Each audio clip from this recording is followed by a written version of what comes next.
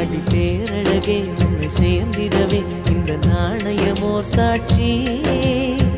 இருக்கும் உயிரும் உனக்கே உபயம், எதற்கு ஆராய்ச்சி? இந்த நாணயத்தில் உன்னை பார்த்திருப்பேன், பிறர் பார்க்கவும் விடமாட்டேன். கடவுள் வந்தே கேட்டால் கூட காணிக்கையிடமாட்டேன். பல்லாங்குழியின் வட்டம் பார்த்தேன் ஒற்றை நாணயம், புல்லாங்குழலின் துளைகள் பார்த்தேன் ஒற்றை நாணயம். துடிக்கும் கண்களில் கண்மணி பார்த்தேன்,